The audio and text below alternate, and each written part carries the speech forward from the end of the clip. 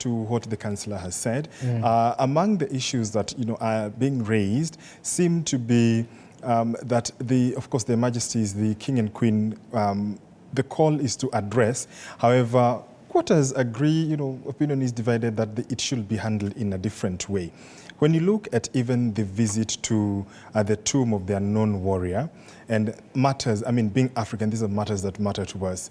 How more of importance and significance, or rather, how should they portray themselves beginning tomorrow, even as a professor in your field? How would you expect them to portray themselves while they're in the country? I'm sure you know that we started 128 years ago as British colony, or rather we were conquered by the British, and in that Congress became subjects of the Crown, and our land became a property of the Crown. So it took a very painful process for 68 years to struggle against that. And long after the struggle, 60 years on, I cannot hesitate but say that there are relics of neo-colonial relations between us and British, in practical terms and in attitudes. You do know, if you care about international relations, that the Britain is still the pen holder on our behalf at the United Nations Security Council. That if we now start wobbling a little bit, Britain tightens the pen to decide what our destiny is. It's not typical of any other country. That's not what happens to America. That's not what will happen to China. That's not what is going to happen to Germany. And therefore, there are those umbilical cords of colonial domination, the us versus them, them as the master and us the servant. It is not very obvious, but you get it subtle. And I'm sure my sister who spoke is in the heart of London, so it's bad manners to speak to bad mouth your hosts. But here in Kenya, we can speak openly and say there is a lot of work that needs to be done, and the contestation is about our shared past. That is major, and the issues about our shared past have not been ironed out. And Britain have had an overbearing influence in shaping not only what we think about them, but what we think about ourselves. And that is reflected sometimes in our curriculum.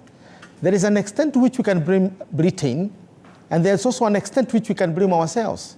After 1960, I cannot see why Jomo Kenyatta did not recognize Mau Mau as a freedom movement. He went through it for 15 years as a terrorist group. I cannot understand why Daniel Moi could not recognize that he needed a wake-up call from Mandela to ask where is Kimathi, so that he can begin to discover there is a movement, a people who influenced not only Kenya but the world. I cannot understand why it took Mwai Kibaki basically to begin rehabilitating the Mau Mau. And to this day, the British cannot even help us locate where Kimathi is. That he's still a prisoner 60 years after independence, and maybe 63 years after he was hanged for our own freedom.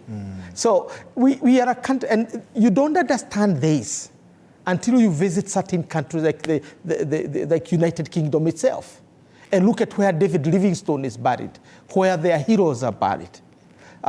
In the middle of their city. You go to America and look at George Washington and the founders of their country. You go to China, deep in the forest where they fought for their independence to become a modern nation. Their heroes are there, and the kids are queuing behind. Where are our kids to queue to see one of the founders of this republic, Dedan Kimathi? Where are they? Where are the graves of the heroes? General Kago, General Mathenge. Where they are? Yes, they are in our streets in terms of names, but can our kids in our modern age of digital age recognize their faces? Long before them, we had Koitalero Arap Samoei and others who fought against the British for the 68 years I talked about. So our shared past, as it is being glorified, is not an equal past. It's a past of unequal. We didn't share the past. Somebody shared our past. That does not mean that we have nothing to borrow from that past, because it taught us that it is important to always stand up for your freedom. It's important for always to value dignity, and that you are also a human being. That's why our founding fathers, some of them, many of them actually, thousands of them paid with the ultimate price.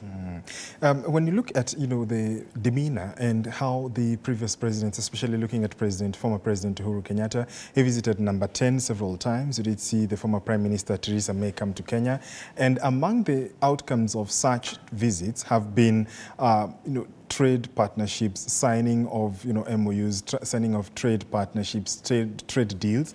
But the UK, of course, keeps getting an upper hand.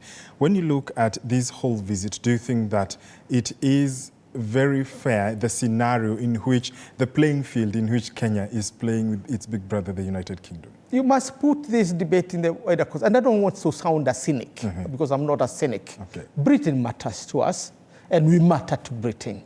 Let's put that clear. But moving forward, we cannot keep on singing, the beautiful, good songs about children sing about, without looking at the real issues. Britain is coming to Kenya because after Brexit, its very survival depends on the Commonwealth. And Kenya is an important player in the Commonwealth. South Africa is an important player in the Commonwealth. Nigeria is an important player in the Commonwealth. Yes. Watch the king. He's going to visit all these countries. Egypt is very important for the Commonwealth. Just as it is important for China, for the United States, and for the countries. The scramble for Africa is largely about its so-called regional powers. And Kenya is one of the regional powers. Kenya is very special in the extent that it was initially meant to be a white man's country, but has proven to be a very successful black man's country.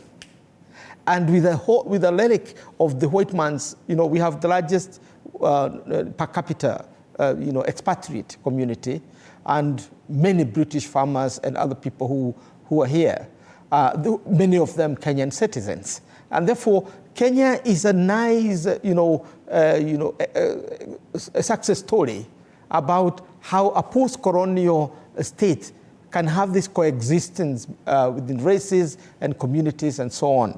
But let us not overemphasize Kenya as if we are still on our knees with a begging bowl that we have moved beyond bread and butter issues as a country. Yes. And therefore we can begin to talk about equals. Yes. And by the way, if you are looking at 2050, Britain will be as ordinary country like many of us.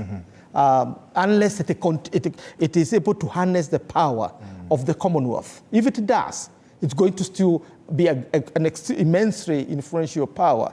But if it doesn't, if the king and those working under him do not transform Britain post-Brexit into a major power controlling the potential of the Commonwealth, then it will not be in the G7, which is what its own experts are predicting. Yes. It will be possibly number 9 or number 10.